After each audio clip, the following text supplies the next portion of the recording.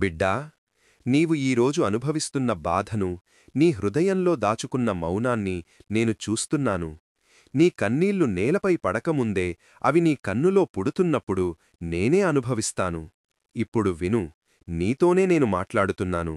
నీకు వచ్చిన బాధ శాపం కాదు బిడ్డా, అది నేను నీకిచ్చిన పరివర్తన మార్గం. నీ కష్టాలు శిక్షలు కావు, ఆ కష్టాలే నీ ఆత్మను శుద్ధిచేసి నిన్ను మరింత బలంగా మార్చడానికి వచ్చిన శక్తి.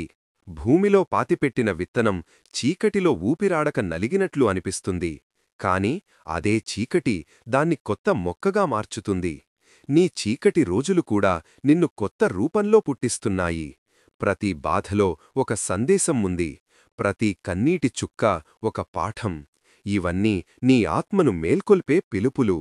కర్మ అనేది శిక్ష కాదు బిడ్డా, అది ఒక పాఠం మాత్రమే. నీవు గతంలో చేసిన కార్యాలు ఫలితం రూపంలో వస్తాయి, నిన్ను బాధపెట్టడానికి కాదు, నిన్ను మేల్కొల్పడానికి.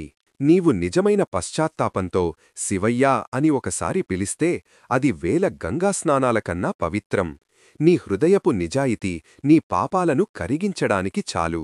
కోపం, బాధ, ద్వేషం ఇవి నీ హృదయంలో ఉంటే నీవు నిన్నే శిక్షించుకుంటున్నావు. నీకు అన్యాయం చేసిన వారిని క్షమించు బిడ్డా, అది వాళ్లకోసం కాదు, నీ ఆత్మ విముక్తి కోసం.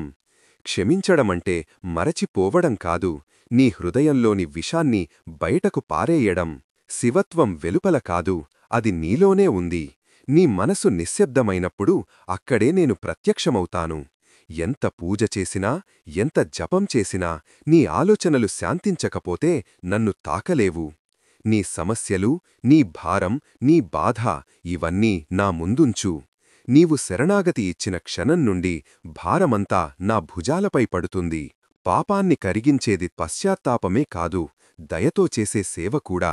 వృద్ధులకు నీరు ఇవ్వడం, ఆకలితో ఉన్నవారికి అన్నం పెట్టడం, బాధలో ఉన్నవారికి ఓదార్పు ఇవ్వడం ఇవన్నీ ఆత్మను శుద్ధి చేసే యజ్ఞాలు. ప్రతి మనిషిలో దేవుని రూపాన్ని చూడగలిగినప్పుడు అదే నిజమైన శివతత్వం.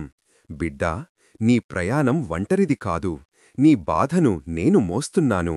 నీ కన్నీళ్లు నేను తుడుస్తున్నాను, నీ నిశ్శబ్ద ప్రార్థనలు నేను వింటున్నాను.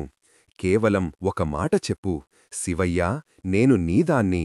అప్పుడు నీ భయం, నీ కర్మ, నీ పాపం, నీ భారాలు నా చెంత లయమవుతాయి. శివ శివ, శివ శివ.